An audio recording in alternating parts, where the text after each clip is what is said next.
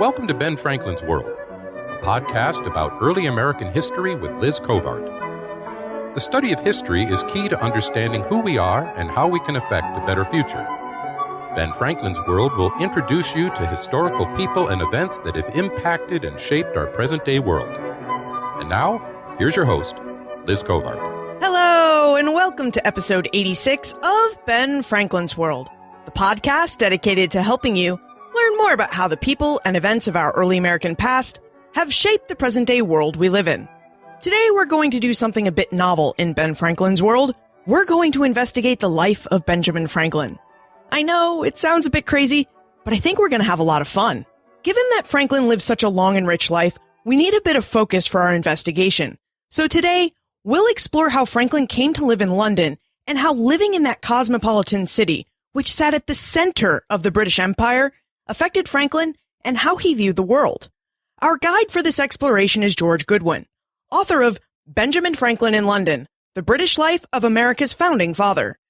During our investigation, George reveals the story behind how Benjamin Franklin became a printer, details about Franklin's various stays in London, and how Franklin came to embrace the politics of the American Revolution.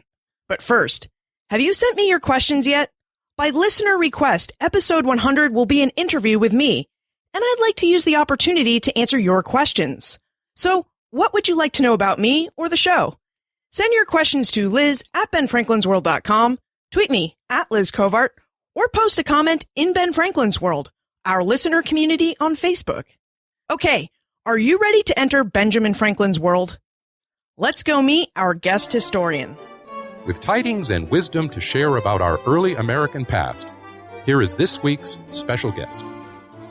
Our guest is the honorary writer-in-residence at the Benjamin Franklin House in London. He has written 3 books, including Fatal Rivalry, Henry VIII, James IV, and the Battle for Renaissance England, and, most recently, Benjamin Franklin in London, The British Life of America's Founding Father. Welcome to Ben Franklin's World, George Goodwin. Well, thank you very much indeed, Liz. I'm very much looking forward to this. George, your previous books have centered on English history during the 15th and 16th centuries. How did you come to study Benjamin Franklin and his world in London during the 18th century? Partly serendipity. My first 2 books were commissioned. They tied in with anniversaries. The first one was on the Wars of the Roses, centering on the Battle of Towton, which is the bloodiest battle ever fought on English soil, but a battle that people really didn't know too much about. So that was for the 550th anniversary. And the second one was on James IV of Scotland and Henry VIII, really putting forward that James IV was the greatest Scottish king, or rather would have been, had he not lost the Battle of Flodden, and that was to tie in with the 500th anniversary. Now, I was just finishing off that book, and I was standing in my kitchen having a cup of coffee, and on the radio they had a program called In Our Time, which is an excellent BBC Radio 4 program, and they had a program on Benjamin Franklin. And I thought to myself, the 18th century has always been the period that has interested me the most. And I was thinking of doing an 18th century book. But I have to say that I hadn't realized that there was this enormous great gap, that nobody had written specifically about his time in London, which was obviously an incredibly important part of his life. So I thought, marvelous, here's my next book. And here's an opportunity to spend 2 years investigating the life of one of the greatest Americans who's ever lived. It's really interesting that you found so few books about Franklin's time in London, especially since Benjamin Franklin was British. He lived within the British Empire, and his father immigrated from England during the 17th century. Would you tell us why the Franklin family left Old England for New England? In Benjamin Franklin's autobiography, which must be sort of described as the first great celebrity autobiography, it's not quite warts and all. I mean, he's very good at presenting things in the light that he would like them to be seen. So, for instance, in the autobiography, he says that his father left England for North America in 1683 because of religious persecution. That's actually not quite true. He was an economic migrant, and the reason being that Franklin's father, Josiah, and indeed the rest of the family, were silk dyers. And silk being very much a luxury good, there was a tendency for there to be ups and downs in economic conditions. He, along with his elder brother, also called Benjamin, decided that they would be better off economically if they migrated to North America. And once there, he went to Boston, the more sort of puritanical Boston, so not quite such a demand for silk, so he became a tallow chandler and soap maker with his own business. What I find curious about Benjamin Franklin is, as the ninth and youngest son of Josiah and Abia Folger Franklin, Franklin's parents wanted him to be their tithing son, a son who entered the ministry. But Franklin became a printer. Would you tell us how that happened? Well, it's almost the sort of feeling that Josiah had that this was like a tithe, that he was going to give this son to the church, but young Ben rather resisted this. He actually wanted to go away to sea, like one of his elder brothers. Now, I should point out that, in fact, Josiah's first wife, who came with him from England, she died, and he remarried a girl from Nantucket, and Ben was the youngest son of the second family. But as I said, Ben resisted this. An elder brother had gone to sea, and Josiah was extremely keen that this shouldn't happen. And what he did is he took Ben around to see various different trades. And this was actually fascinating for the young Ben, because he could see that his father would try his hand at all these different types of trade and show that, he was a master of everything. He had this great sort of mechanical ability. This is actually something that he passed on to his son. So, if Ben Franklin had been around today, he would have been absolutely brilliant at DIY. But it was decided in the end that Ben had a great interest in books, and one of his other brothers, James, had his own printing business that Josiah had set James up in. So Ben was apprenticed to brother James. I've heard that Ben's relationship with his brother James was rather rocky. Would you tell us about it? Yes, it was extremely rocky. James obviously beat his brother quite badly. He was a kind of disciplinarian, and often Josiah had to come in and intervene on Ben's behalf. Now, Ben actually showed himself to be not only very good as an apprentice printer, but he was also, at a very young age, a very good writer and journalist.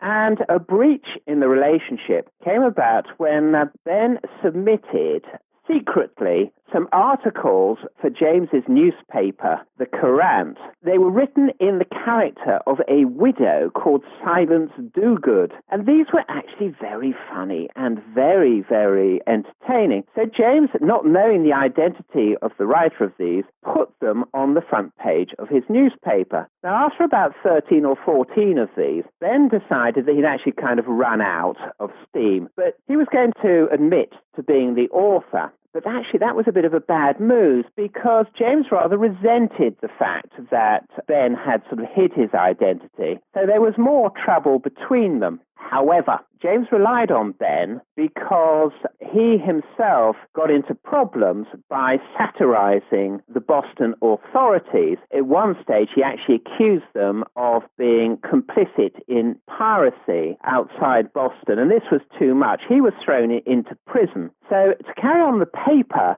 had to be published under the name of another Franklin, young Ben. However, when James got out, he tried to reinforce the discipline, but this was too much for Ben, and because Ben had actually been given the authority over the paper, this had, in a sense, breached the apprentice relationship legally, and he was actually able to leave. He sort of fled, and James was unable to do anything about it. James was actually able to try and stop Ben getting any work in New York, which is where he went to first, but then he went to Philadelphia and set himself up in Philadelphia. Again, in the autobiography, you have Ben's description of him arriving in Philadelphia, reliant on the kindness of Quaker strangers. But in fact, again, that's slightly overdone, because he had a skill. He had a great skill. He was a printer and was able to get work pretty much anywhere, and he quickly got that in Philadelphia. And then he was free from the grip of his brother. That's really interesting, because we often think of Ben Franklin as a runaway,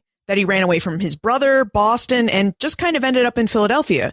But it sounds like Ben didn't run away. He was actually free to leave. Well, he was technically free to leave because of this breach in the apprenticeship that James, in order to keep the newspaper going, had to establish his brother in kind of temporary charge. In fact, it was printed under the name of one Benjamin Franklin, and that actually breached the arrangement. Ben didn't stay in Philadelphia long because in 1724, his ambition to become a printer led him to visit London. George, would you tell us about Franklin's first trip to England and the impression it made upon him? Now, the reason he was en route to London was Governor Keith fell in with him to the extent that he visited Franklin where he was working and made him an offer. He treated this teenager regally, really, took him along to the local tavern, filled him up with Madeira, and had this plan, which is that they could set up in business together. And young Franklin thought this would be wonderful because he'd get the printing business for the governor, and that would set him up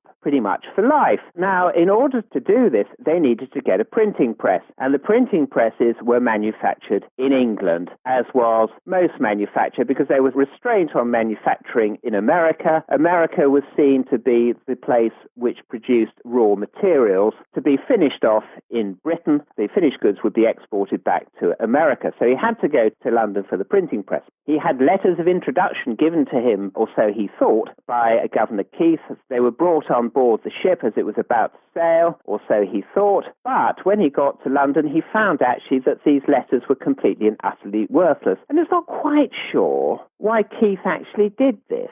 There's no sort of real explanation of why he led this poor lad astray and promised him all kinds of things which he couldn't deliver on. But this seemed to be a bit of a trait of Keith. Anyway, Franklin arrived in London, suddenly discovered that he was marooned. But once again, he didn't have a problem. He got work incredibly quickly because he was a printer. Again, in the autobiography, we get the most wonderful depiction of London. London was a new city after the Great Fire of London of 1666, and we're talking really just sort of 60 years afterwards.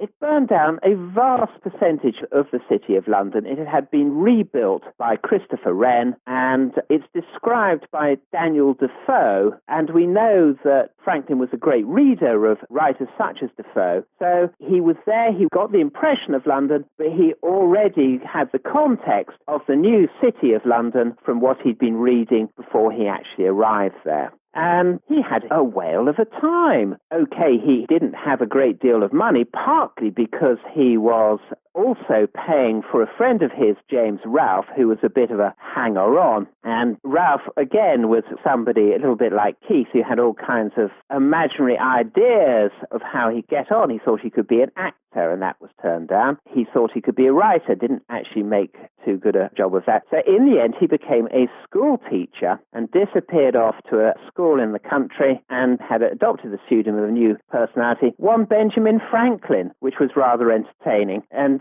he said that Franklin should write to him in the country, address him as Benjamin Franklin. This could lead to a little bit of confusion, but Franklin himself thought this actually was quite amusing. So he settled down in London for 18 months.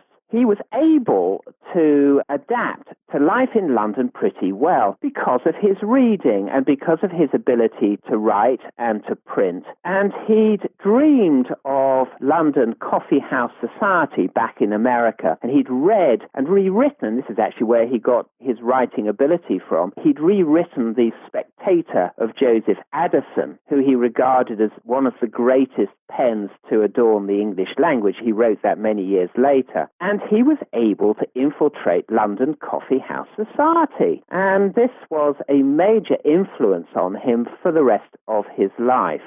London must have been something for Franklin to experience, because how did Boston and Philadelphia compare with London?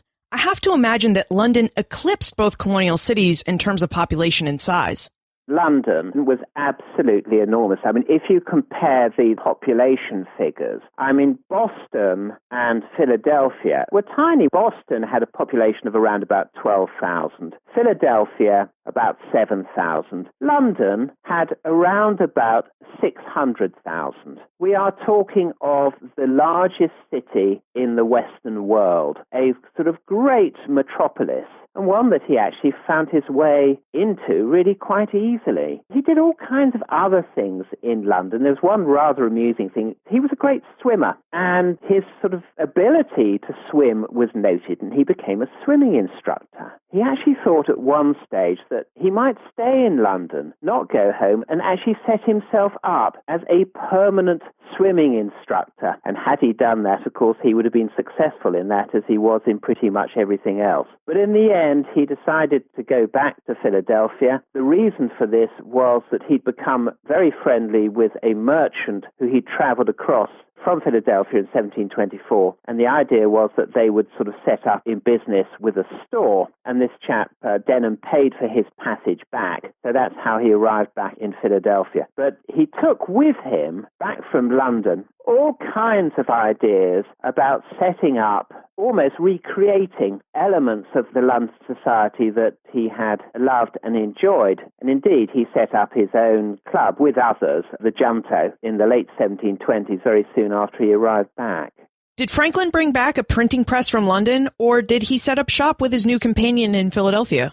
He literally, as you say, set up shop. But unfortunately, Denham became very ill and died. And Franklin himself was extremely ill. But because he had a much stronger constitution, he actually survived. And he decided that he actually wanted to go back in printing and got himself a job with Samuel Keimer, who he'd worked for before he went to London. They didn't get on particularly well. It was a sort of an extraordinary relationship where they each were playing a waiting game, if you like, that Keimer wanted to take all Franklin's skills and to educate up other printers, and Franklin was looking to save up money until he could find another partner and set up business on his own or in a partnership, which is actually what he did. Yeah. Would you tell us about Benjamin Franklin's printing partnership? Because Franklin goes on to establish a printing empire.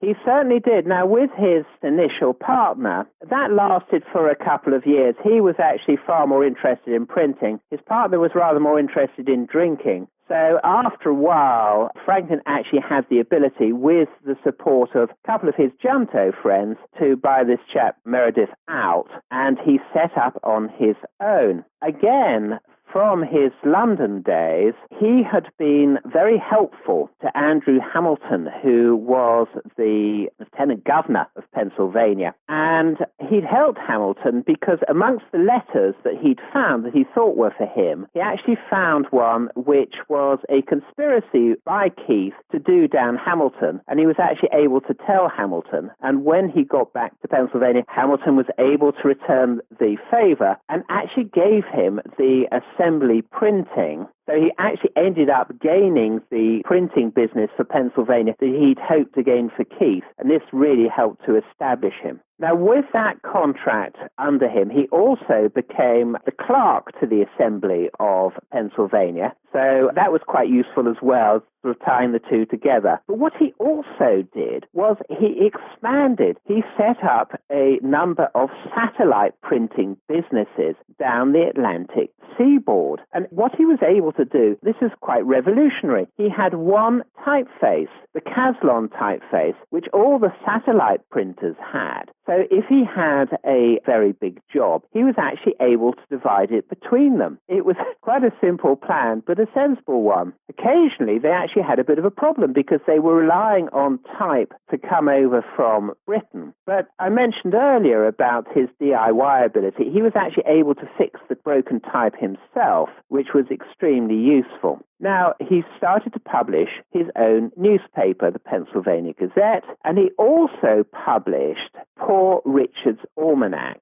which was an essential annual for people living in Pennsylvania, mainly out of the towns, because it gave them crucial information such as the moon, sun, tide times, and sort of information, saints' days, etc., that they might need on a kind of annual basis. But it also had entertaining articles, and this is where a lot of the Benjamin Franklin quotes come from. So we have the Death and Taxes quote, which actually, he was very good at this. He was very good at taking other people's quotes and making them better. So the original version of the Death and Taxes quote actually came from Daniel Defoe. But he filled up the almanac with quotes. Actually, a particular favorite of mine is 3 can keep a secret if 2 of them are dead. So these became very entertaining annuals that were appreciated, and he made a fortune out of them. He was the top almanac seller along the Atlantic seaboard, which of course he was able to sell through his satellite printing businesses.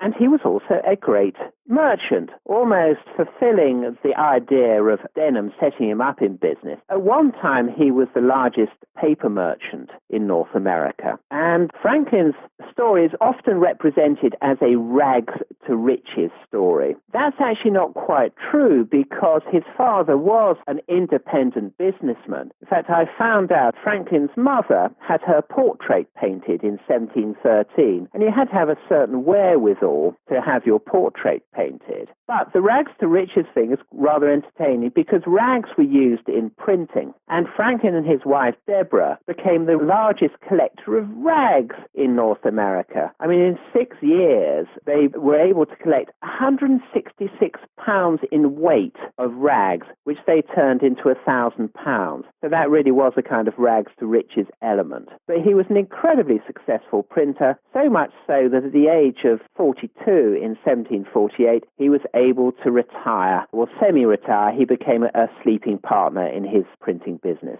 Franklin was a witty and intelligent writer. He was a wealthy printer and businessman, but we also remember him because he liked to experiment in the natural sciences.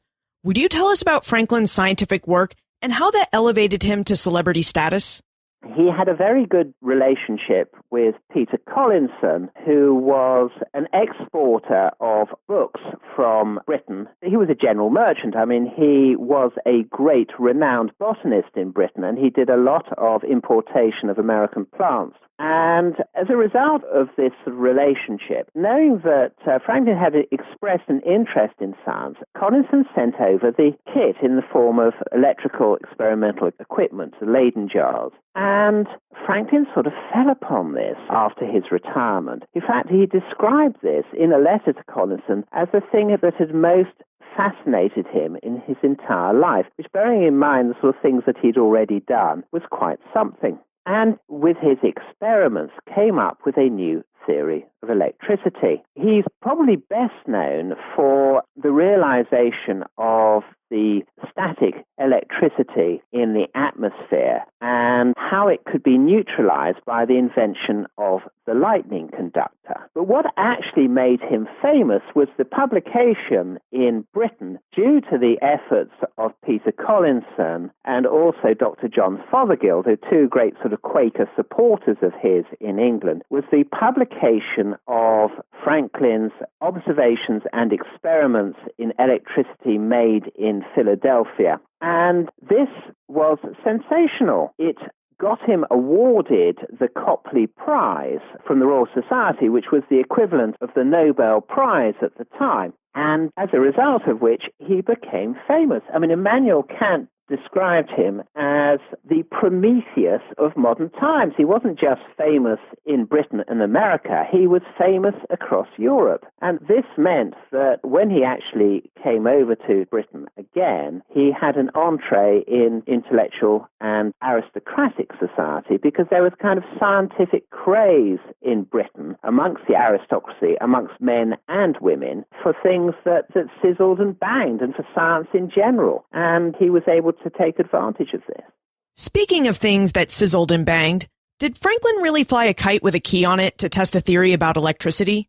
Yes, he did fly a kite, but it wasn't to so much test the theory, but because other people had already done the same experiment. And he knew about this. They'd actually done it in France. And in terms of the sizzling and bang, I mean, quite often in France, playing around with electricity and playing around with lightning in particular is pretty dangerous stuff. So quite a few of these people had come to a sticky end. So he did do the kite experiment, but it was actually as a kind of further proof to himself of what he already knew to be the case. But it is the Kite Experiment that he's sort of more famous for today, and in fact even in the time of the 19th century, where, you had banknotes with the Kite Experiment on, and it's actually quite interesting the way that Franklin's image has sort of mutated according to the time. I mean, there's one banknote from 1886 that I found, which has sort of Franklin looking like a sort of post-American Civil War gentleman, and as it's from Texas, there's his son William, with whom he conducted the Kite Experiment. As a child, William was actually a grown man when the original experiment was done. I think he's wearing a Confederate cap on this banknote, so it's part of the Franklin myth, but it was basically the book that made Franklin famous. Now let's explore Franklin's second stay in London. As a proprietary colony, the government of Pennsylvania had to answer to the colony's proprietors, the Penn family. Controversy between the Penn family and the Pennsylvania Assembly caused the Assembly to send Franklin to London to negotiate with Thomas Penn in 1757. George, would you tell us about the disagreements between the Pennsylvania Assembly and the Penn family and why they sent Franklin to negotiate these disagreements? You have to bear in mind that Pennsylvania was owned by the Penn family. If you like, they were sort of freeholders of Pennsylvania, and everybody who bought property from them or land from them effectively had to pay sort of quit rents, or the avoidance, if you like, of feudal dues. So it was like paying a freehold rent. They were amazingly rich.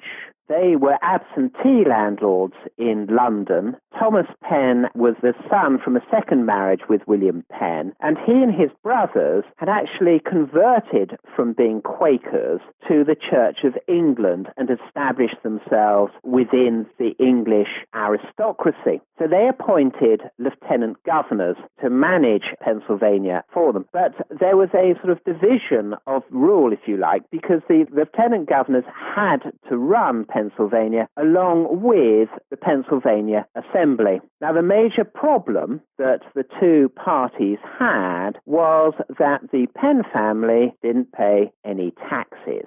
They could be pushed in emergency situations, such as during King George's War in the 1740s, to give an emergency grant for the militia to defend against the French. But they weren't obliged to pay taxes. When Franklin came over in 1757, appointed because he'd become a major figure in the Pennsylvania Assembly, when he retired, he stopped being a clerk and he actually became an elected official. And before very long, he became a very important leading elected official within the Assembly. He was sent over to negotiate with Thomas Penn for the Penns to pay taxes, the reason being that the French were a threat again, because the French and Indian Wars, or collectively the 7 Years' War, had already begun in the 7 Years' War in 1756, but of course there had been problems with the French in America before. The French were regarded as a real threat, and they needed to have money paid by the Penn family to help facilitate the defense of Pennsylvania. So Franklin was sent over to be a representative of the Assembly of Pennsylvania to try and negotiate with Thomas Penn, and also to represent the Assembly's affairs in London as a lobbyist, not only to the Penn family but to the British government in general. Was it typical for colonies to send representatives to London to lobby members of Parliament on their behalf?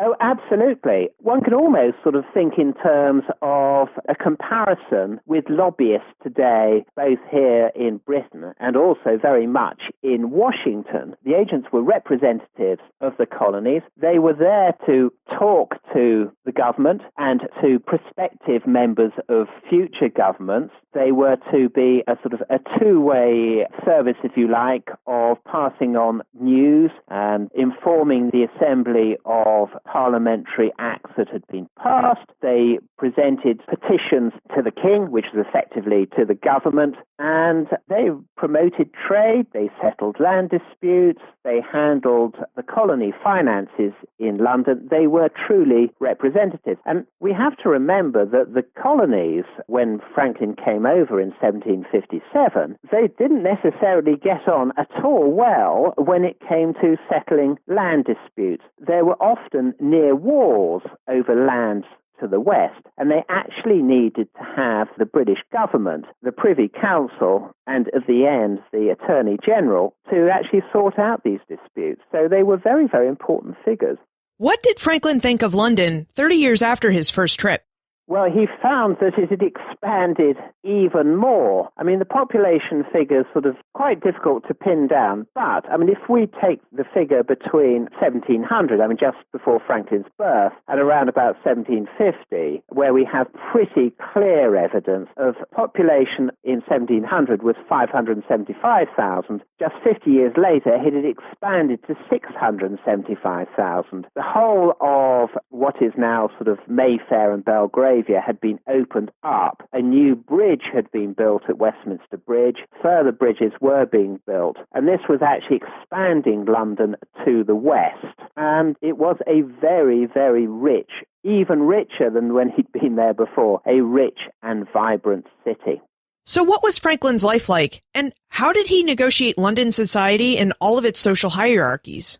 The aforementioned Peter Collinson was incredibly helpful to him because through his botanical imports from America, he had become a great favorite of members of the British aristocracy. We have to remember this is the age of capability, great sort of landscape gardening projects, and sort of the creation of what we now regard as sort of traditional 18th century parkland. And one of his key patrons was the Earl of Bute. Now, the Earl of Bute was tutor to King George III. He'd been a great friend of King George's father, and in that had been one of the prime movers in what we now know as Kew Gardens. But the key thing was that Collinson was able to introduce him to Bute. Now, there was a difference between 1757 and 1760. When he came over in 1757, it was the sort of final years of George II, and the ministers in post were actually quite sort of tied in with or supportive of Thomas Penn and supportive of Thomas Penn's attitude towards Franklin, which was that Franklin might have sort of traction with people who were interested in science, but not with the men in power. When Bute came into power, which he did with the ascendancy of George III in 1760 to the throne, Franklin, via Collinson, and actually via a number of other people, became quite well connected with Bute, and this introduced him properly into aristocratic political society. So he was in a very, very strong position. Franklin spent the early days of the American Revolution in London, so let's take a look at how he experienced the event. On 22 March 1765, Parliament passed the Stamp Act. The goal of the act was to raise revenue from the colonies that would defray the cost of the 10,000 troops Great Britain had stationed in North America to protect them. Prior to passing the act, Prime Minister George Grenville met with colonial agents such as Benjamin Franklin to discuss the act. George, would you tell us about Franklin's involvement with the Stamp Act? Franklin actually came up with an extremely good plan, which was to suggest to Grenville that instead of introducing this Stamp Act, which we have to bear in mind was a stamp on every single negotiated piece of paper. So it wasn't just on house sales, but it was on university degrees, playing cards, on newspapers. Now that was a bad idea because, of course, it brought the newspapers out against it. What Franklin suggested would be a much better idea would be to introduce paper currency and have a 6% coupon on it. So it would be a way of boosting and securing trade, but also giving a sort of firm government revenue. This was rejected. So what Franklin did was he took the attitude that the Stamp Act was going to be inevitable. So he suggested a stamp tax collector, his friend John Hughes, might be the stamp collector for Pennsylvania. However, as we know, the Stamp Act created absolute uproar in America because this was seen to be going against the American charters where the American assemblies and the colonies were responsible for raising an internal tax, not the British government. Franklin realized quite late what the problem was. He heard back from his wife, Deborah, that there had been sort of an attack on his house because he was actually blamed for the Stamp Act. However, he came out of it absolutely smelling of roses because Grenville's government fell, the Marquis of Rockingham's government came in, and they introduced a parliamentary inquiry to which Franklin was the absolute star witness, a result of which the Stamp Act was removed, and he was a great hero. Of course, it helped the fact that his exploits were able to be sort of bruited abroad through the newspapers, which, of course, he was still the sleeping partner in. So he came up, as I said, smelling of roses, and there was actually a slight fly in the ointment, which in order to get the repeal through Parliament, Rockingham introduced the Declaratory Act, which said, oh, well, this was actually for the British backbenchers. What it said was that they would have the right to tax the American colonies, but don't worry about that. It's something we're not going to actually enforce. I'm afraid that rather stored up problems for the future. What caused Franklin's shift towards revolutionary politics? Was it the Declaratory Act that caused him to become critical of Parliament and its taxation policies? It wasn't the Declaratory Act because he said, well, they have a Declaratory Act with Ireland, which they've never enforced, so it should be okay. However, Rockingham's government fell. You're getting an idea of the complete instability of British governments in the 1760s. So William Pitt, the elder Earl of Chatham, came in. This should have been the solution. He was the great victor of the 7 Years' War. Unfortunately, he had both a physical and mental illness, and he was completely unable to govern at that point. And his Chancellor of the Exchequer, Charles Townshend, came in, and he introduced the Townshend duties on paper, on paint, on glass, and on tea, which were duties enforced in America. So that was an internal tax. And that really was the point when Franklin began to wonder whether the relationship between Britain and America was going to break down. And he was extremely upset about it because, in 1754, he'd been at the Congress of Albany, and he and two others had come up with a plan for a unification of the colonies as a kind of defensive alliance against France. The colonies themselves had turned it down, and the British had turned it down. Franklin could see the great potential of North America, and he wanted it for Britain. He wanted a British North America. But after the Townshend duties came in, he started to worry. He wrote to a great friend of his saying that he was worried about what was going to happen. And what worried him mostly was not what it was going to do to America. He thought America would be okay. He just thought it would be a missed opportunity for Britain. And unfortunately, after the Declaratory Act, you got into a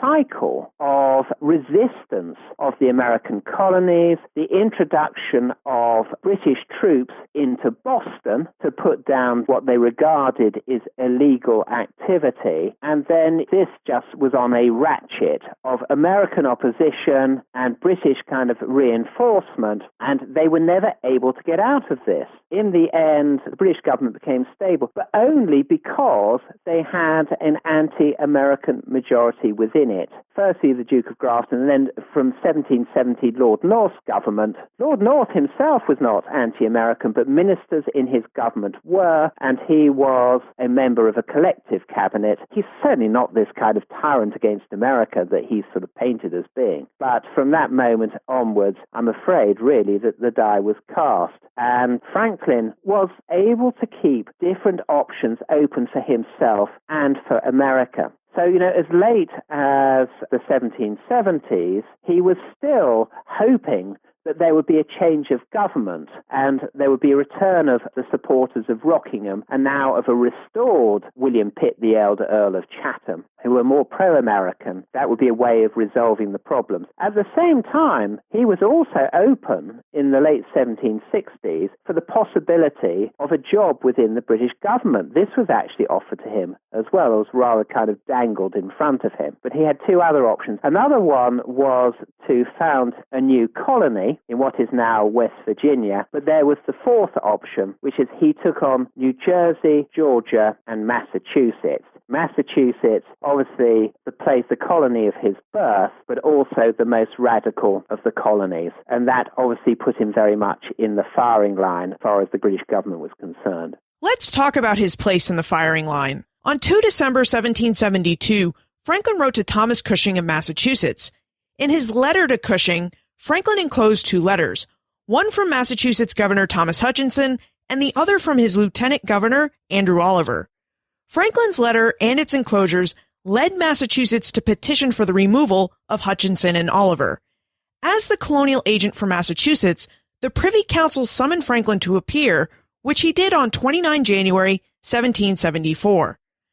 George, would you tell us about the letter Franklin sent to Cushing, its enclosures, and his appearance before the Privy Council? Well, what was in the letters, it was a misinterpretation. Basically, it was saying, or is interpreted as saying, that Hutchinson and Oliver were actually for the suppression of colonial liberties. That was a slight misrepresentation, but because of the tenor of the times, because of the fact that Massachusetts was in uproar, also because Hutchinson was seen as somebody who was on the spot trying to take away the liberties of the assembly. Whether that is actually a completely true interpretation, again, is open to question.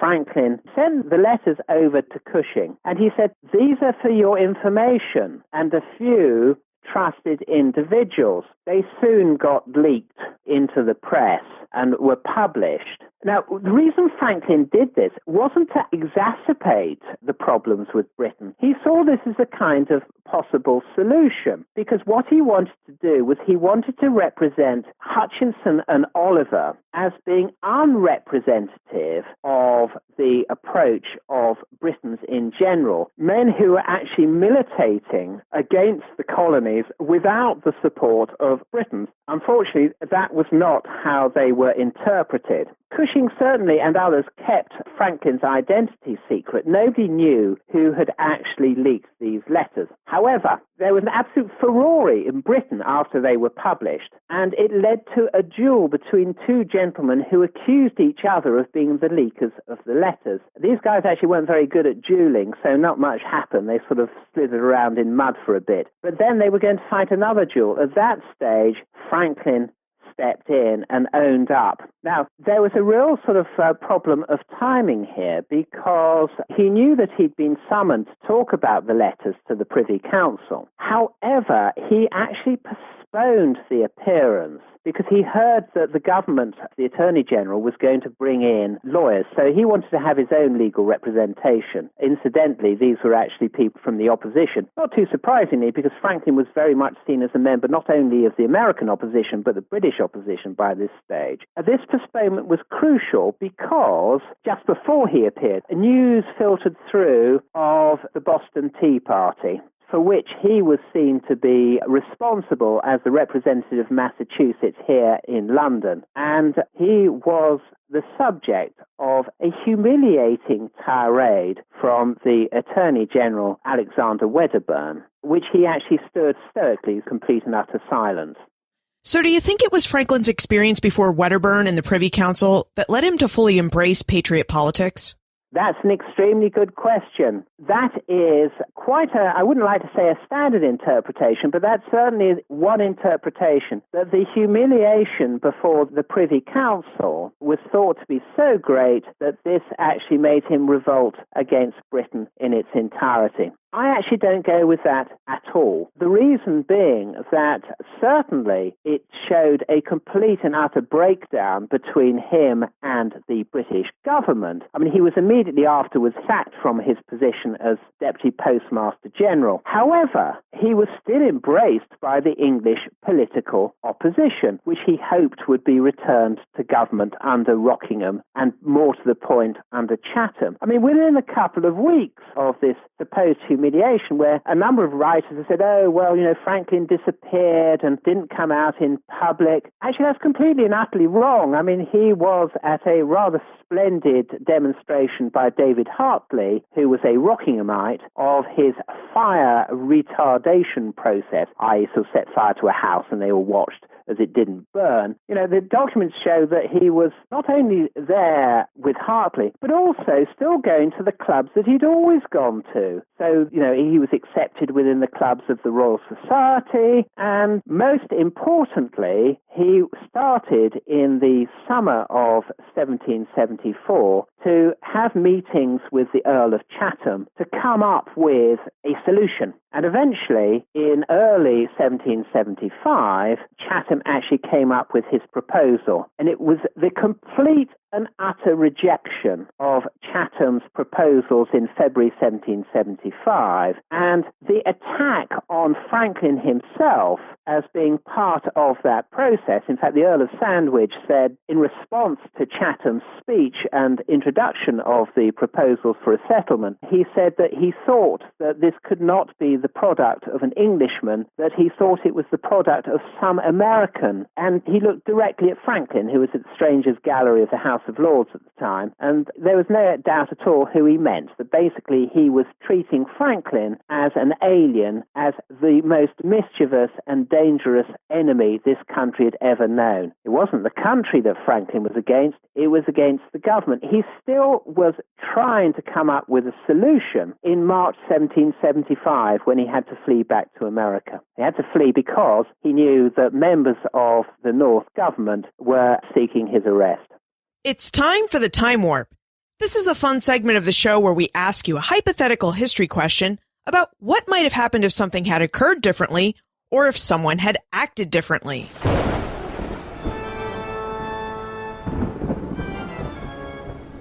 The Time Warp.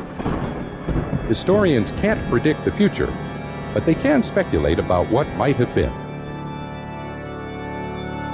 In your opinion, what might have happened if Parliament hadn't rejected the Earl of Chatham's proposal? Would Ben Franklin have remained loyal to Great Britain? And if so, what effect would the absence of Patriot Ben Franklin have had on the American Revolution? Well, if Parliament had accepted Chatham's proposal, and actually I'm afraid by 1775 it was extremely unlikely because there was a very strong permanent majority for the government. I mean, the opposition did very well if they actually got a third of the vote in the two houses of Parliament. But let's assume that Chatham had actually come up with a solution. Well, had there been a solution, there would have been no American War of Independence because there would have been no reason for there to have been one. Looking back and thinking about it now, almost the extraordinary behaviour of the British government that they managed to get all the colonies to support Boston, which was the most radical place in America, and actually come behind it. That was actually the most extraordinary thing about the coming of the American Revolution. And, I really do think that it was a revolution made in Britain, and it was made by the activities of the British government, who really didn't actually understand the true feelings of their American subjects, whatever Franklin would have presented to them. I'm afraid by that stage, that was kind of like the fixed view. Now that you've had time to commune with the 18th century, are you working on another 18th century project?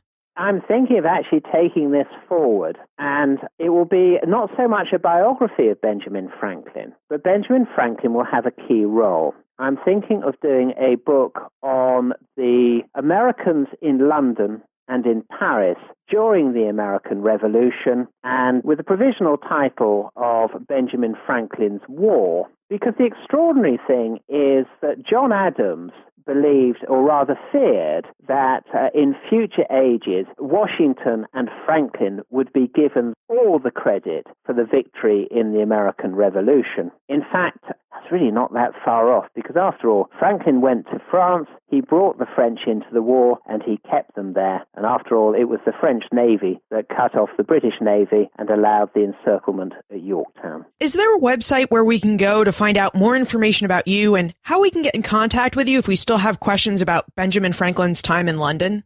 Well, do, please. I have my own website, which is georgegoodwin.com, And if you send an email to george@georgegoodwin.com, then it will come through to me.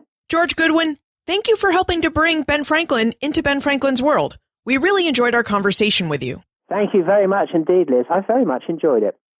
Franklin's time in London allowed him to understand English culture in a way that most of his fellow Americans could not. Unlike Franklin, they did not have the first-hand opportunities to experience English culture in London because most did not have the opportunity or the wherewithal to journey across the Atlantic Ocean. Of course, the same could be said of Britons who lived in the British Isles. Most of them never had the opportunity to venture across the Atlantic and experience British American culture. Like their American counterparts, what they knew of their brethren across the ocean came from newspapers, books, speeches, artwork, or perhaps a chance meeting with a North American.